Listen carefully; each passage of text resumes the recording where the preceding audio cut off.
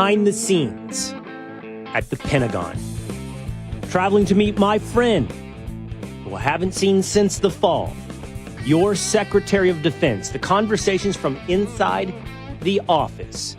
The Secretary of Defense, Pete Hegseth. 2, the biggest scandal of our lifetime. Not just covering up Joe Biden's mental incapacity, but covering up a terminal cancer diagnosis, keeping it from the American people, keeping it from Congress, subverting democracy to retain power with Michele Tafoya. 3, as a neutral, no invested interest, the Eastern and Western Conference Finals of the NBA playoffs are pretty good, pretty entertaining, as is the fight between Caitlin Clark and Angel Reese.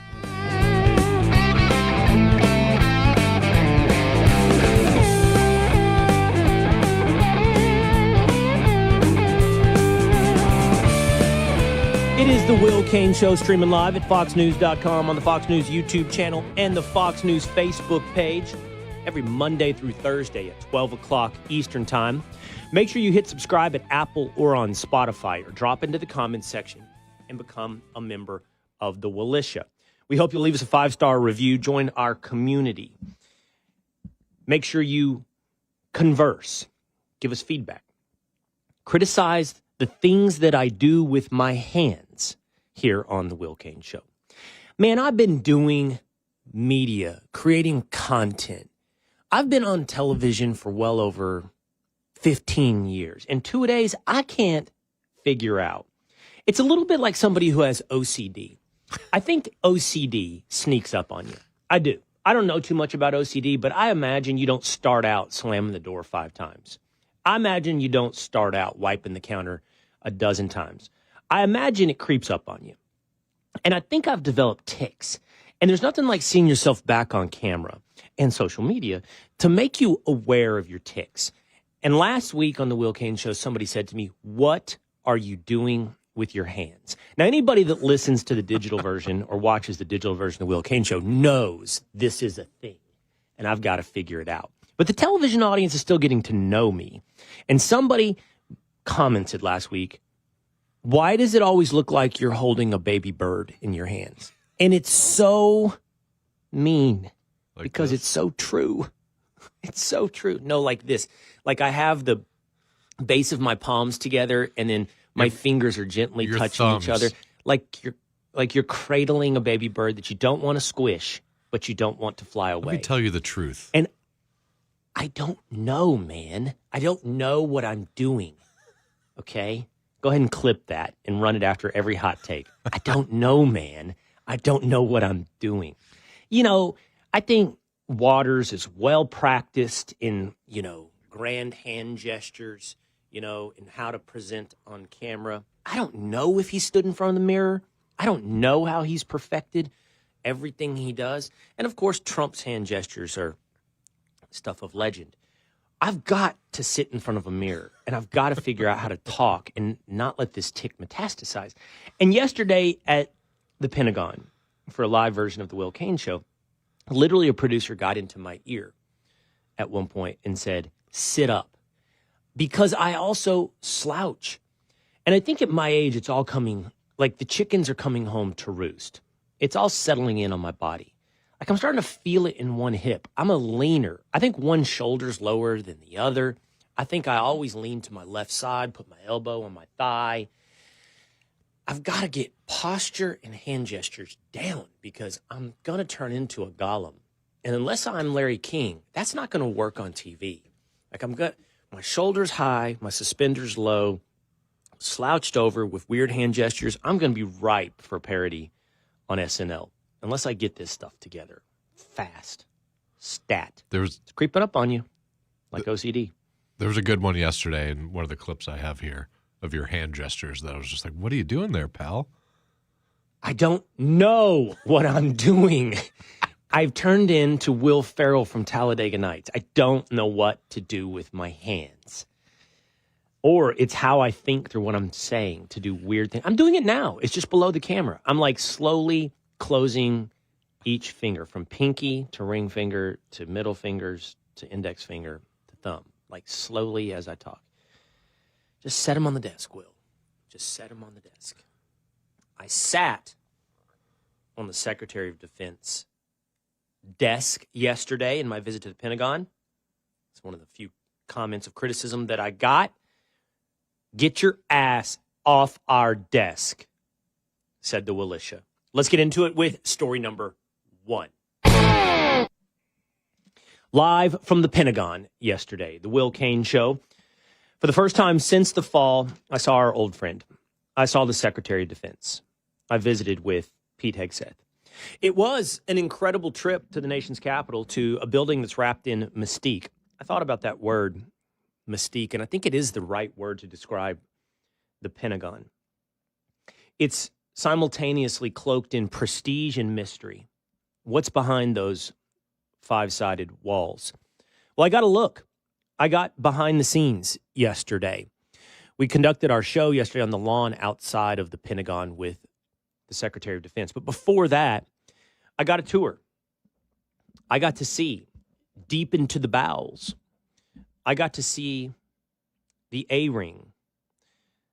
The Pentagon, 5-sided and made up of concentric circles, has from outside to in the E, D, C, B, and most inner circle, the A-ring. What I'll tell you from the outset, two-a-days, is everyone should rest easy knowing that although the Secretary of Defense and the President have asked for a $1 trillion budget for the Department of Defense, and they currently sit on somewhere between an $800 and $900 billion annual budget, none of that money is being wasted on design. The Pentagon is government offices.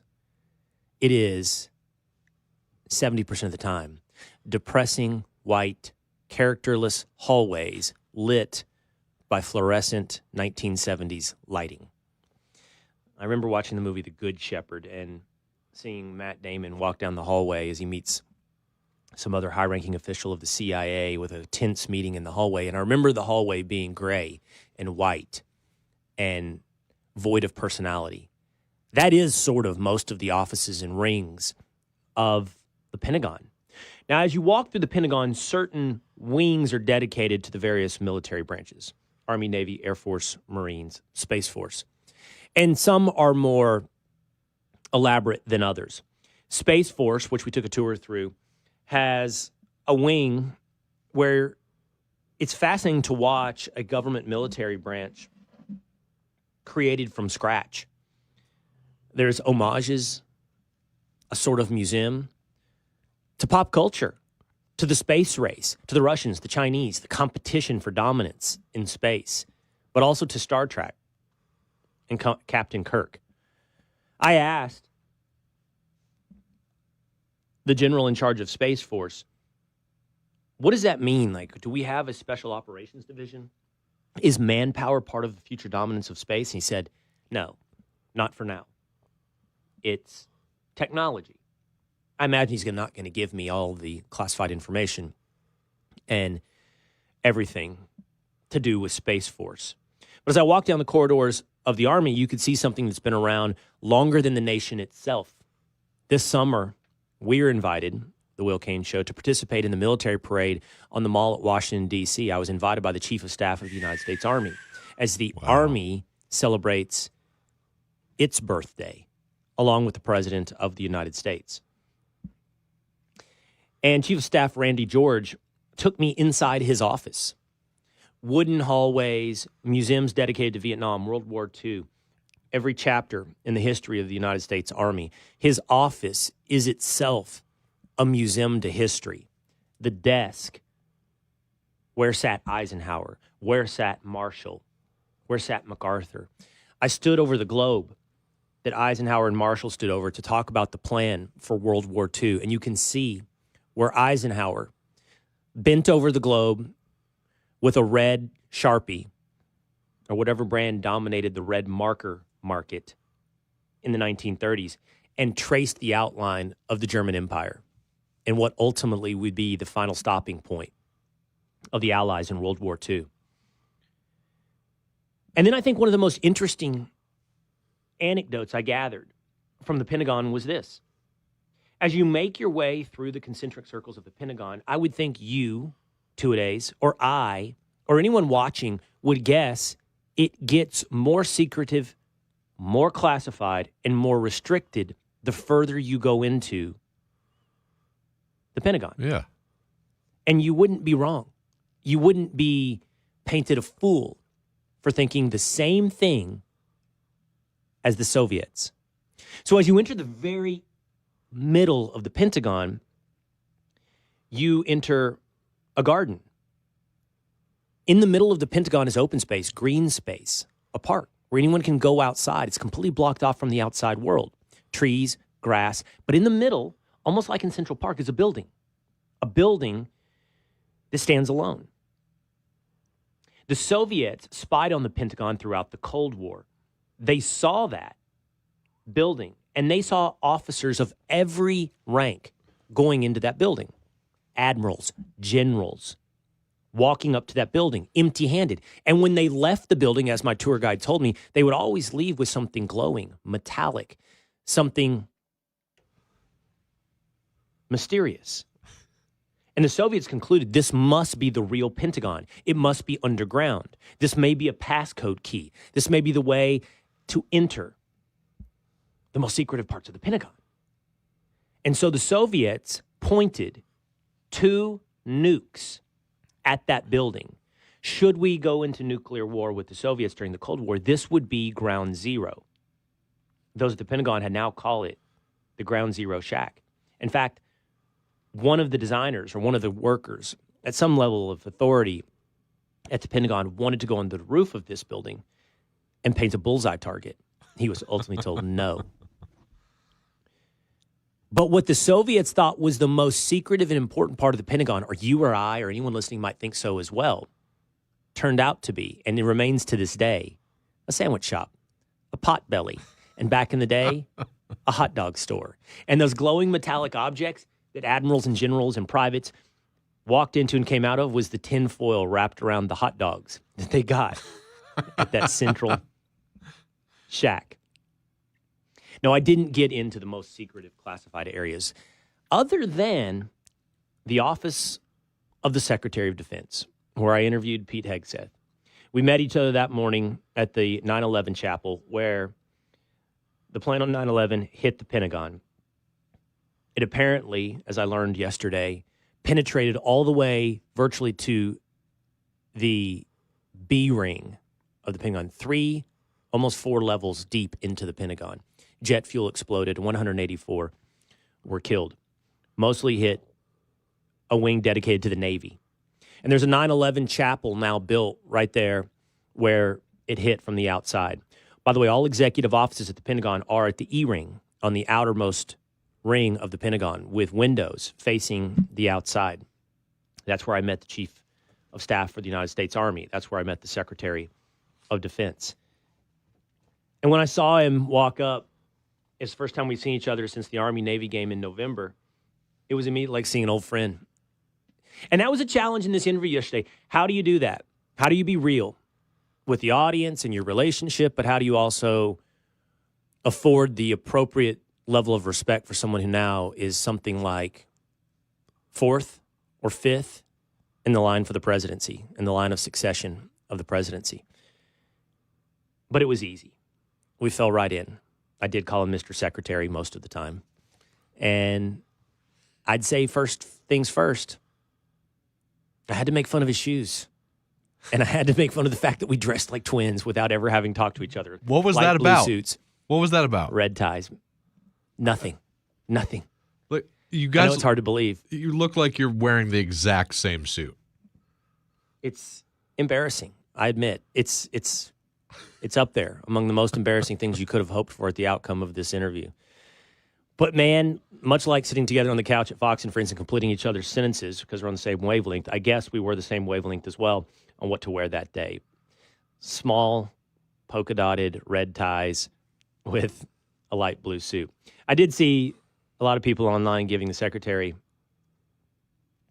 a little bit of guff for his choice in footwear. He chose to wear light brown loafers, just for what it's worth, whether or not you're a Wall Street Journal fashion critic or a random commenter on social media who takes themselves all too seriously. That's also the first thing I did when I saw the secretary. Make fun of his loafers. You don't catch me without laces unless they are gutsy boots. to do in the Pentagon. But we did get to sit down. And this is what he told me about his goals at the Department of Defense. You came in to the Defense Department with three main goals. Help me and the American people understand what you want to accomplish at the Pentagon. Three clear goals. We hammer it home every day, every speech, the Joint Chiefs throughout the Pentagon: restore the warrior ethos, rebuild the military, reestablish deterrence. And the warrior ethos is simple. It's readiness, accountability, lethality, warfighting. None of this woke DEI, CRT, gender pronoun, green new scam stuff. That's all out. Ideology is out. Capabilities, colorblind, merit-based, back to basics. It really is a back to basics message. And then rebuilding the military. I mean, President Trump did it in his first term. We're doing it again, making sure what we fund, the capabilities we fund, match the threats we face of the future, not reflexively what we've fought in the past. He's going to be the first president to introduce $1 trillion budget. That's not just spending more, it's also being serious about an audit. It's also finding cuts where we pull out the Biden garbage and put in President Trump's priorities. So we're going to invest, a generational investment in those capabilities. That's what he had to say about his three main goals. Focus on combat readiness and lethality, not DEI. 2, revitalize the defense industrial base to focus on the wars of tomorrow. It's also something I heard from the highest levels of the Army. And that is focus on AI and tech and the way that wars will be fought tomorrow. And 3, reestablish deterrence with an America First agenda. Secretary Hegseth and President Trump laid out last week in the Middle East a grand vision, or honestly a revolutionary vision for how we're going to handle. We're going to, yes, focus on things like the Houthis and the Panama Canal and important choke points on this globe for the United States of America, but also we're going to be humble about how we approach our ability to change the way of life for people while preserving the way of life for Americans. I did talk about China as well, because video came out in the past weekend of China in a massive mothership with drones, almost like something out of Star Wars, coming out of the belly of each side of this mothership. And I said, are we ready? Are we ready to keep up with China? And here's what was said by the Secretary of Defense. You and I have been together for many years. You've talked about the war games that have been played here at the Pentagon on what it looks like when we go up against China. Well, but our job is to get ahead and stay ahead, Will. That's why we're here. We concede nothing to the communist Chinese. We're creating dilemmas for them at every level. I was in multiple meetings just today talking about these various scenarios. We're laser focused, and we're certainly not going to reveal here what capabilities we have or don't have. And there's a lot of things you learn when you come into this building about ways in which we're planning for every possible contingency of what the Chinese would want to do. They have to factor more into their calculus what we're going to do based on the technological advantages that we have than we with them. I asked the Secretary about the controversies around Signal and whether or not he could guarantee the American people, not the left, but anybody who has real concerns, whether or not they should feel secure in any information shared on any platform. He said, look at our success, look at the Houthis, and trust I take nothing more seriously. I asked him about turnover, leaks, and firings at the Pentagon. He said he's never had a better team around him at DOD. I will tell you from my perspective, there's no one more suited to understand the role of Secretary of Defense. Why? Because there's no one, I think, most likely in this country who is more suited to understanding the goals and the vision of the President of the United States, Donald Trump, while also being in touch with the war fighters that execute that vision. He is the perfect conduit, intellectually and in morale, his and our military, in connecting a president to his military. And if you do not trust my word, what I would say to you this, my experience yesterday at the Pentagon reflected this. The Secretary of Defense has the full support of the highest of military leadership. They share the vision for the future of the U.S. military. And they appreciate, as I heard it directly from their words, the future under Secretary of Defense Pete Hegseth and President Donald Trump. One of the biggest scandals of our lifetime, not just covering up Joe Biden's mental incapacity, but now covering up terminal cancer from the American people. Coming up with Michele Tafoya on the Will Cain Show. Here we are, Eastern and Western Conference Finals. 2 days I've been thinking about this, and I think as a neutral, I'm pretty interested. Now, listen, the new NBA is totally a crapshoot. It's a roll of the dice now. It's not dominated by dynasties. No Warriors, no Bulls. So we get new teams. But with these new teams, it's not just like a neutral can say, oh, it's anybody's game. You get awesome matchups. We had a 90s recap of Pacers-Knicks, and we have got Shai Gilgeous-Alexander versus Anthony Edwards. Thunder, Wolves. Here's a question for you, 2 days. We head over to Prize Picks right now. We go more or less. Okay? Yep. Shai Gilgeous-Alexander, more or less than what? 32.5 points? 31.5 points. Where you going, more or less? I go more. I think this is going to be a shootout. Yeah. I think this is a shootout between SGA and Anthony Edwards. More or less on Prize Picks. Anthony Edwards, 4 made threes. Ooh, he's been hot. I'm going more. He's been hot. I'm going less. Okay. I'm going less. We'll see. I think at least in the initial battle and over the course of a 7-game series, I'm taking SGA over Anthony Edwards, but I love this matchup. And by the way, your boy Jalen Brunson and your New York Knicks, 28 points. Let's go. More or less? Love it. More. I'm I here take for that. It. More. For you. For the guy who has carried the Knicks. Look, it takes less than 60 seconds. If you head over to Prize Picks, you can play the game that we're playing right now. You can make a lineup. And you're not stuck to just basketball, by the way. Here we are. It's the Eastern and Western Conference Finals with my Dallas Stars. 4 of the last 6 Western Conference Finals in a rematch with the Oilers. You can go hockey. You can go baseball. You can go basketball. Create lineups at Prize Picks. And here's what makes it different, okay? It works in over 30 states, including big ones like Texas and California and Georgia. And you cash out even if one of your picks misses. That's the flex play. And when you win, look, you get your money fast. It has payouts hit in 15 minutes, no delays. Totally secure. Right now, when you play your first $5 lineup, you're going to get $50 instantly, no strings, no catch.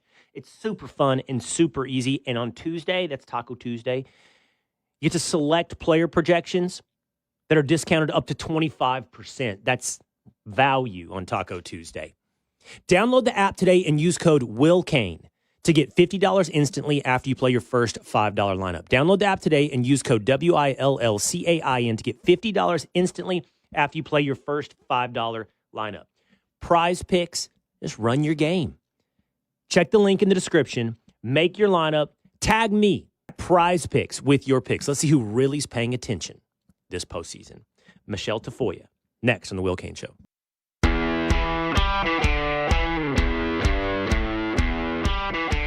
Angry. I don't want to be angry.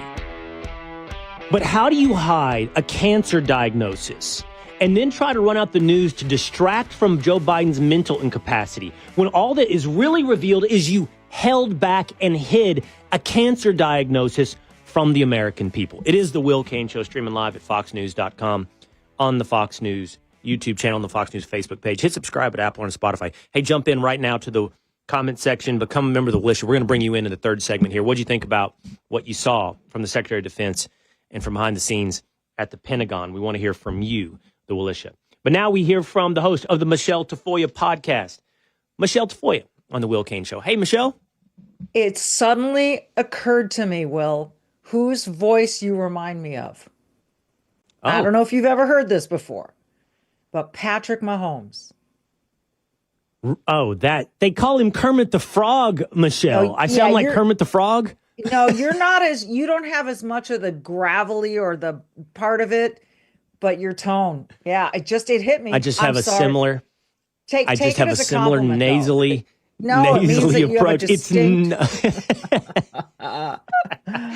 I loved your stuff from the Defense Department and from the Pentagon, and I especially loved the hot dog wrapper story. I thought that was tremendous. Isn't that incredible? That's incredible? Just oh, wild.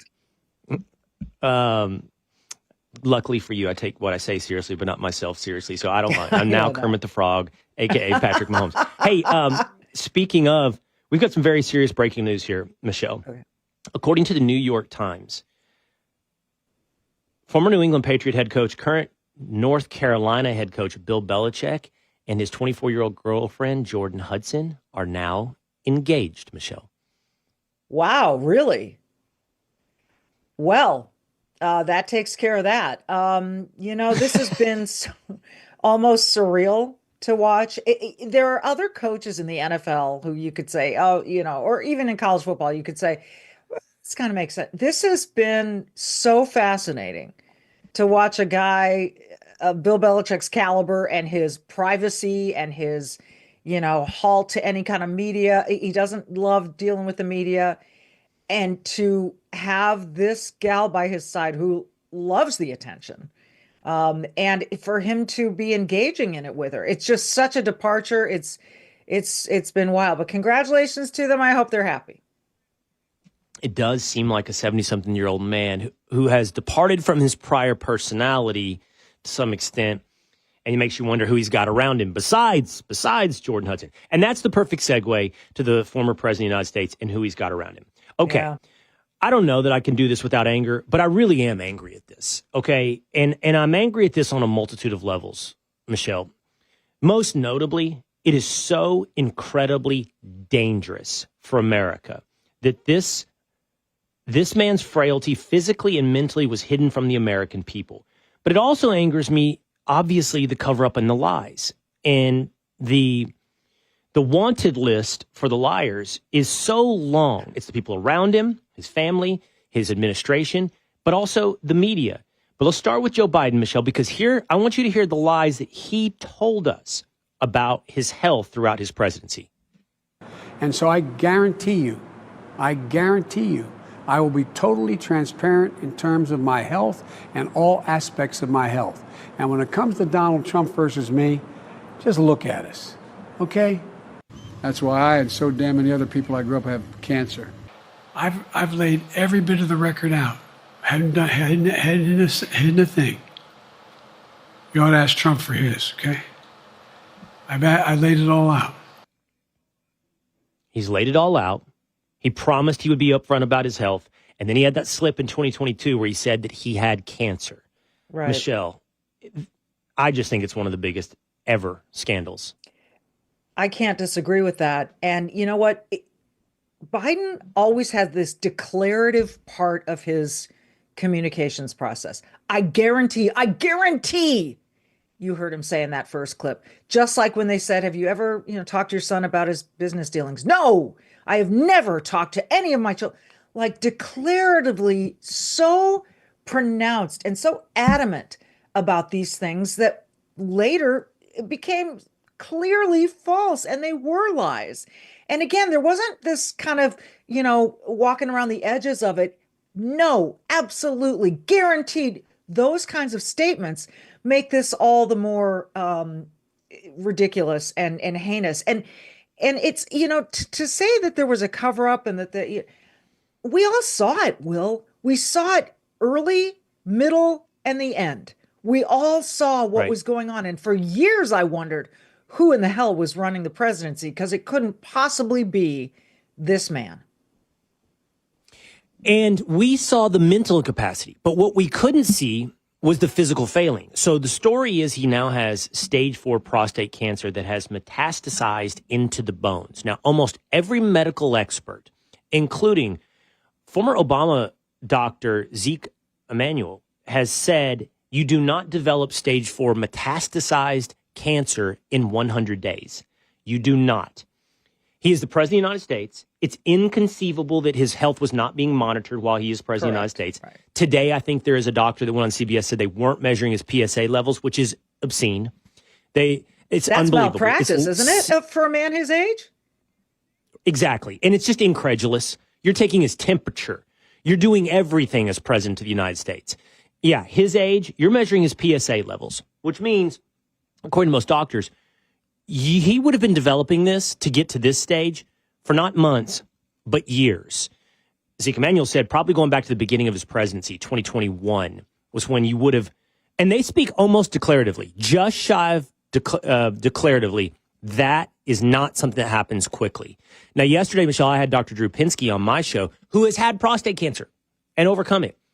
And he tied these two things together. Like, hey, did you know that the treatment for prostate cancer has a real impact on your ability to walk, your ability to talk, your ability to think? Here's Drew Pinsky. The really interesting question here is, if he, say, was diagnosed a couple of years ago, one of the next stages in treatment, other than the local treatment that you might try if somebody does not yet have distant metastasis, what you do when there are distant metastases is something called androgen deprivation therapy. It's routine. It slows the prostate cancer down.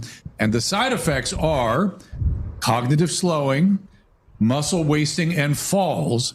That is the biggest problem with androgen deprivation therapy. And it would clearly explain what we have seen over the last couple of years.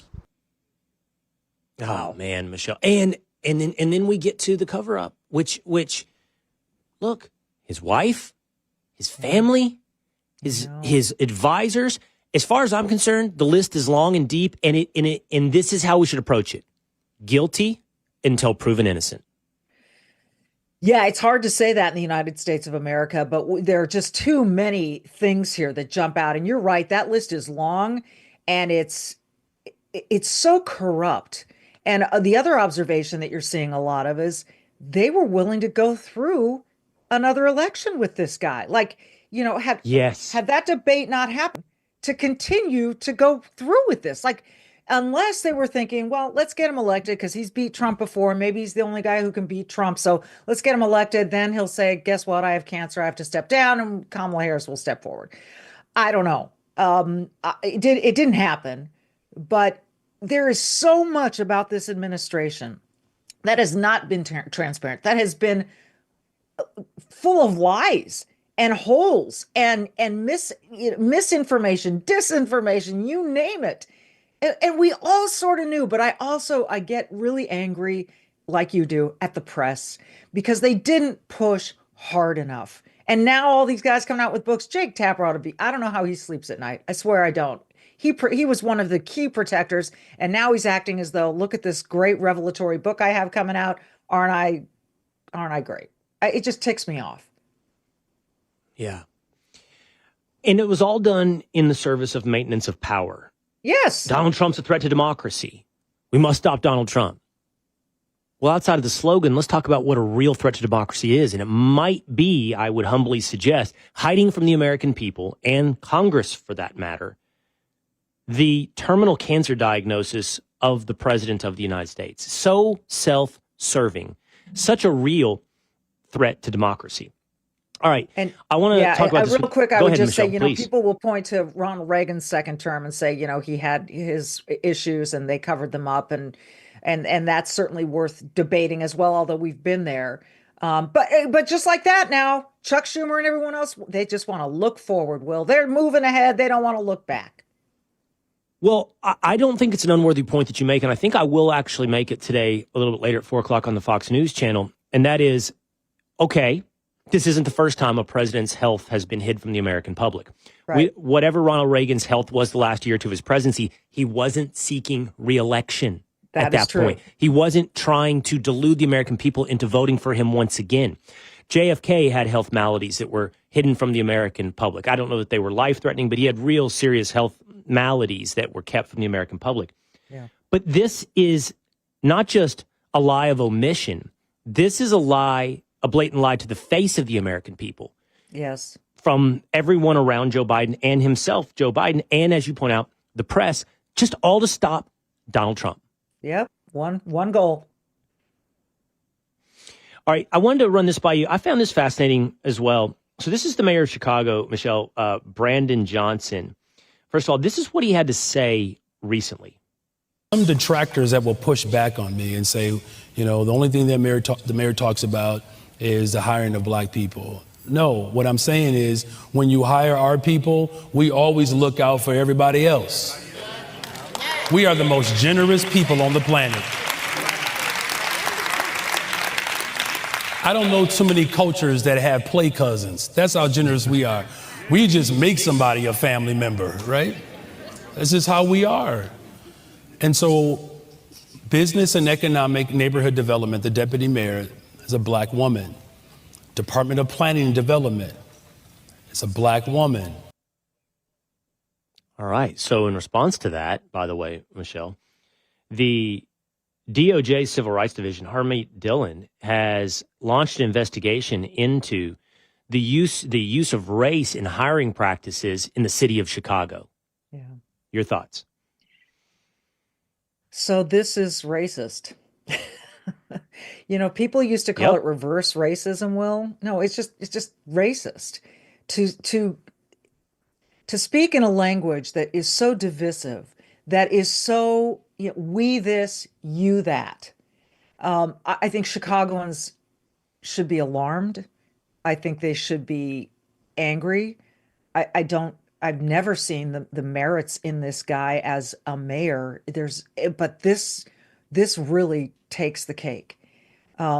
You put it in any other, if you had a Jewish mayor who said, we are the most Exactly. compassionate people on earth. That's why I have a Jewish woman as this, and I have a Jewish woman as that. People would be going freaking nuts. So this is racist. Don't kid yourself. And don't come at this with, well, we're making up for all the ills of the past. That's not how it's done. You don't fight racism with racism. We've made a ton of progress over the last many hundred years. And rather than acknowledging that and building on that, we continue to go back to the divisive ways of identity politics. And it saddens me and it angers me. You make the exact right point, and that is play the word game. Let's do it. Everyone listening. And it is not a semantic. It is not cheap. It is dead on bullseye. If I said, but I don't have any hiring power, so it would be different, but everyone would indict me as racist if I said, but if I were running a city or a state or a company and I said, it would be a whole level of something different.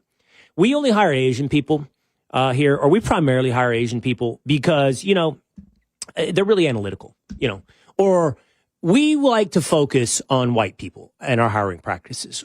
They're really punctual, If I played this game with any race and any adjective, whatever it may be, it would be indicted. It would be condemned as racist. And I would, if I were in a position of power, like the mayor of Chicago, I would be subjected to an investigation on civil rights violations. Yes. And I don't know why. I mean, I know that it is the case, but I don't know why it is the case that we live in a place today.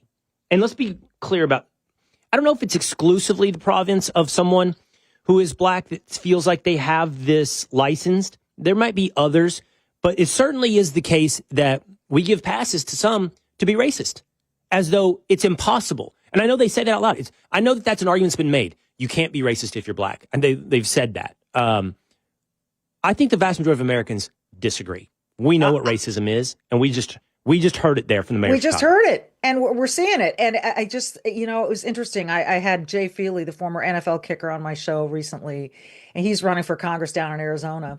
And he said when he played football at Michigan, it was, you weren't, your identity was you're a Michigan Wolverine, you're a football player on the team, and no one cared about anything else. His son went to Michigan to play, and it was different. It was post-COVID, George Floyd, and he had a much different experience. And it was much more about identity politics. And I think that George Floyd moment changed a lot of things, Will, and not for the better. All right, speaking of sports, I wanted to talk about this with you today. This kind of erupted over the weekend. It's kind of been the big cultural debate in sports. It's Angel Reese versus Caitlin Clark. Now, everyone listening probably knows who Caitlin Clark is. Angel Reese, I don't know if she's her rival. She's not included in like the debate over who's the best player in the NBA. That's Right. Asia Wilson, I believe, and some for Caitlin Clark as well. But Caitlin Clark is transformative in the vein of Steph Curry for the game. Yes. But Reese has always sort of had this rivalry. They played each other in a national championship game. It's a rivalry, though, also mainly built upon, I would argue, fame and recognition. The amount that Caitlin Clark got versus other players in the NBA. And then this happened this weekend in a game. And for those listening on Spotify, Apple, or on radio, I'll try to describe for you. But here's a little bit of sound and images from what happened in a game between Caitlin Clark and Angel Reese. Strong on a three. And look out, Caitlin Clark pushes Angel Reese, and Angel Reese gets right up into Caitlin Clark. Afterwards has something to say as Clark walks away. So Angel Reese shoves an Indiana Fever player in the back. Caitlin Clark thought a foul should have been called. It wasn't called, so the play continued. So then, without giving up a free and easy layup, Caitlin Clark hard fouls Angel Reese. Angel Reese takes exception to it. It is a hard foul. It is in the scope of basketball as well. It wasn't like a flagrant. Right. And then I think Angel Reese cursed her out, kind of chased her down, got confrontational. Yeah. But the real battle really erupted in the media. And that is basically, are you allowed to criticize Angel Reese and what she did there? And it's just evolved, like RG3 versus Ryan Clark, who I think you've had some back and forth with.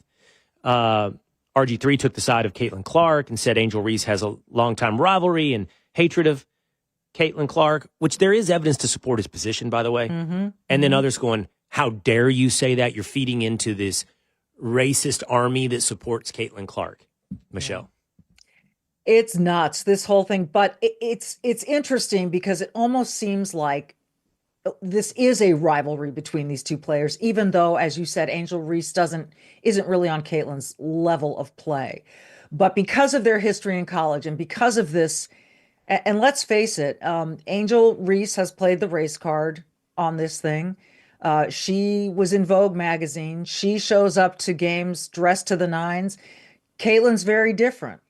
But I think if they were both black or both white, it might not be the same thing that it is now. And then because you've seen it, you have RG3 come out and say this. And then Ryan Clark says, well, RG3 is married to a white woman, so he doesn't know what the struggles are of black women.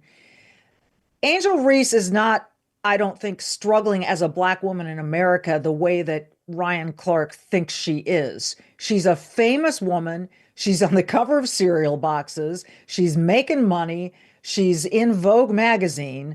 That doesn't sound or appear to me anyway as someone who is struggling in America. And that's what Ryan Clark is making this all about, is that black women in America really struggle. And really all this erupted from was Caitlin Clark committing a hard foul against Angel Reese. And then all hell broke loose. I don't know if the WNBA likes this or not. It sure brings a lot of attention to the game. It has sort of a bird magic feel to it in a way. I don't know if they like that part of it, but it's certainly not helping race relations. It reminds me, so if we dropped a rock into a pond, there's the initial place that the rock hits the water, and then the ripple out and the ripple out from the water. All the fight is in the ripple out. It's like all out here as an echo of an echo of an echo of one incident. Angel Reese has, as you pointed out, brought race into it. So race is not just a ripple effect in this thing. It is one of the internal concentric circles in this story. Right. I don't think Caitlin Clark has done anything to inflame or to make race a part of this story at all. But Angel Reese has. Now, then the argument comes, well, Caitlin Clark's supporters are the ones that bring race into it, or they like her because she's white, and then now we're getting the concentric circles, and now we're out here. We're out here further away from the incident, and then we get even further. It's like, well, don't criticize Angel Reese because that feeds into the other concentric circle of the white supporters, and then the hatred of the black women. And now we're talking about people that aren't even connected to this event. When, like in most cases, when we do this, here's the truth. And I think this is totally fair to say, and I think this is where RG3 was, and I think he's more accurate in this situation, is beyond our color, we are human beings with personalities and emotional motivations. And it's clear there's something emotionally, individually, in their personalities that is taking place between Caitlin Clark and Angel Reese, right? And it is like jealousy, rivalry, attention, things that are completely separated from race. And it's self-serving for everyone to take it to all these like outer concentric circles. It's not wrong for RG3 to focus in on the two individuals involved and go, you know what I think's going on here? This is what I think's going on here. And by the way, most casual observers would look at it and see it the same way. This is about these two individuals and the way really one feels about the other in Angel Reese and how she feels about Caitlin Clark. And maybe vice versa, although like you, I haven't seen that necessarily. But yeah, we're all just human beings, Will, and we're all just on the earth trying to do our best at what we do.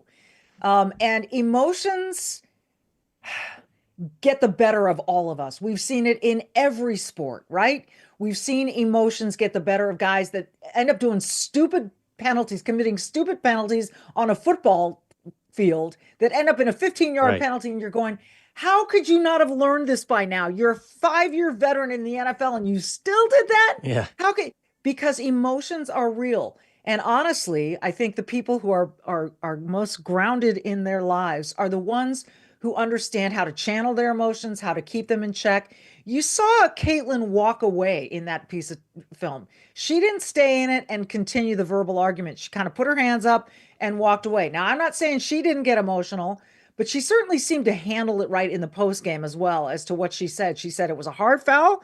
Anyone who knows basketball knows that, and that's what it was. But you're right. The concentric circles are what gets everybody whipped up. And that Ryan Clark RG3 conversation on X, it has continued to blow up and draw commentary. I wish it weren't the case, but it is. And it also does the service of allowing someone to not take responsibility for their own behavior, personality, and actions.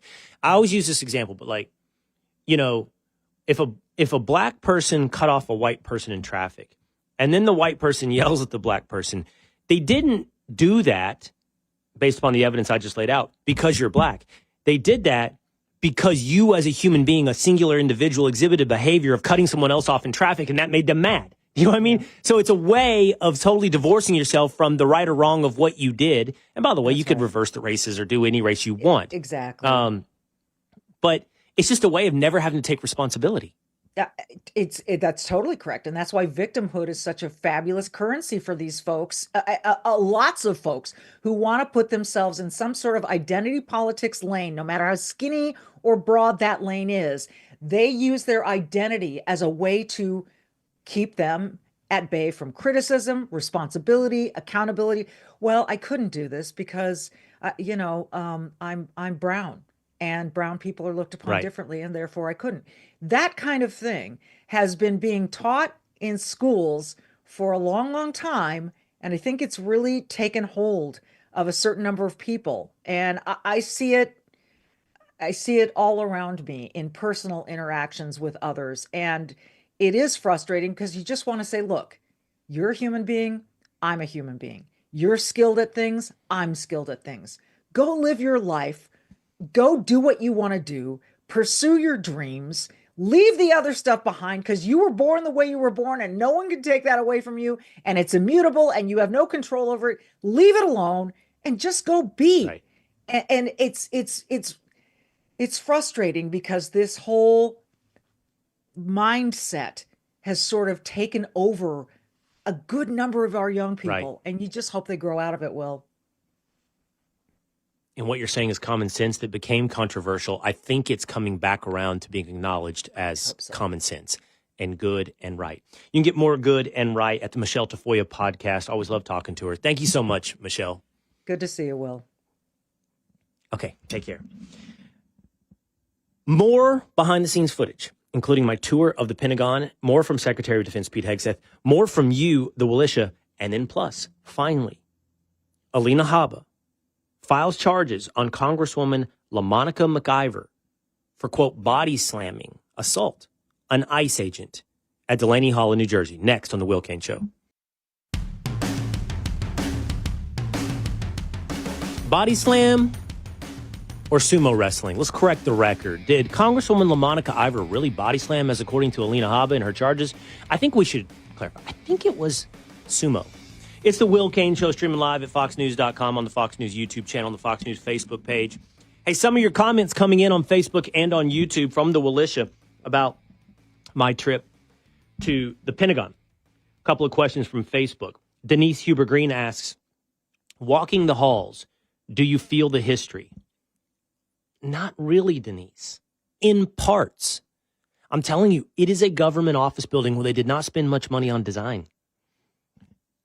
Going down the wing for the Army, yes, you feel some history. It's almost like a museum, though. Well, I'll tell you where you feel the history. In the offices. At SecDef's office with his gigantic desk with 20 drawers, 40 drawers, that multiple SecDefs have sat behind. Yeah, you feel the history. In the Chief of Staff of the Army's office with those desks and the globe. Yes, you feel the history, but walking down the halls, you do not, quite honestly. How was the food? Asked Steve Fabris. It was actually good. I had lunch with the secretary, just the two of us. We got to catch up for a little bit, and I had a chicken bowl with rice, a little spicy, like chipotle mayo type thing, a little, like Raising Cane's, and everybody in Chick-fil-A has their special sauce. Nice. The Pentagon might have a special sauce. It might be the SecDefs. Said he liked it. And it was spicier than he usually doesn't, he's Minnesota. It doesn't have like a... Is it nuclear, spicy as they would palate. say? Oh, it's not. I should have asked. I did ask, am I being recorded? Is all of this being recorded? Really? I did ask. Yeah, of course I did, man. I'm super, Yeah. I'm like that. Not that I'm conspiratorial, but like with Apple and our phones and Instagram all listening, I wonder if everything is listening. So, but they, with multiple offices you're in. By the way, here's a nugget: really bad cell service all throughout. You cannot. If you tried to get me yesterday or anybody, my show producers, they couldn't. It's just really bad cell service. And I don't know if that's by intention or the structure of the building. And by the way, Suzanne on YouTube asked, did the sheer size of the Pentagon surprise Will? The White House seems large on TV, but in person, it's a lot smaller than I imagined. I feel the opposite of the Pentagon. You're right, Suzanne. The Pentagon is big, and it's got these gigantic walls. And so, yeah, that might be the cell service issue. But what I was getting at is all these offices, they're SCIFs. A SCIF is a place that is like, you can't take your cell phone in. Everything in there is private. So when I went into several offices, including SecDefs, I had to leave my cell phone. A lot of the Pentagon is cell phone free, so I had to leave it in the hallway. Couldn't bring it in. Go ahead, 2 days. You had a question. Yeah, what was security like there getting in? It's the DOD, but like the Pentagon. But does he have security around him at all times? What was it like getting into the building? Yeah, he does. He has a security detail around him at all times. It's kind of badass. You have to be. Well, I'm smiling because I'll tell you, when we moved out onto the Pentagon lawn to do the interview, right? I just kind of looked up and I saw these dudes standing with their back to us, like one over there, and I was like, is that your detail? Like, how many in your detail? And he goes, Will, that whole thing behind me is my detail. Everybody. You see everyone here? This Pentagon. is my detail. Yeah. The Pentagon is my detail. I make that joke, and it's all jokes. Funny. I should tell you, like, I understand my lack of objectivity. I understand he's my friend, and so does everybody watching. There's no hiding the ball here. But, I'm going to share with you one other thing he said. He's like, the trappings of this thing mean nothing to me. Whatever. The office, flying on a plane, nothing. Like his connection and his devotion to the warrior it's just no act. It's not put on. And it's been that way since I've known him. And I know that this is not someone who is feeling his status. This is someone who, as he said to me in the interview, like, every day of my life right now is the most consequential decisions I've ever made in my life. And the cumulative effect of that is stressful and burdensome, but also inspiring. Here, I want to give you guys a little more color. Here's a little bit from my tour at the Pentagon. This is dedicated to all the portraits, offices, and all the artifacts dedicated to the chairman of the Joint Chiefs of Staff.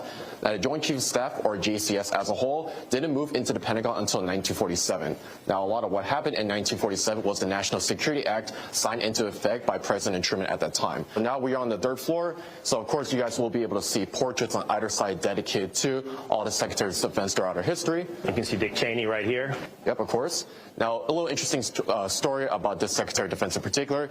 In 1989, when he was first trying to kind of peruse the hallways of the building, he actually got lost in the basement and had to wander around for about 10 minutes. Dick Cheney and General Eisenhower both got lost at the Pentagon. Has the current Secretary of Defense gotten lost inside the Pentagon? That is a level of intel that I do not have the information on. So, I did not. The current SecDef apparently has not gotten lost, but he always has somebody with him guiding him around the facility. Donna Bollinger on Facebook says, would Secretary Hegseth be open to additional interviews every 6 months or so? Would love this. Well, that came up because I like doing the show on the White House, on the Pentagon lawn, but I loved the interview that we did, and I didn't plan it. but we had cameras in his office, sitting there in his office in the conversation. He was really relaxed, and it was really great to see him, be the human being that I know that he is. And I said, I want to bring what we call a live view, which is something that allows us to broadcast remotely, in here, and I want to do it next. And they were like, okay, maybe next year. And so as I left, you need good service. As I main know. media person. I know, and I don't know if we'd be able to pull that off. I don't know about that. And I will say, there are things when we're, you see haterade, you see comments, people making fun of his loafers. So did I.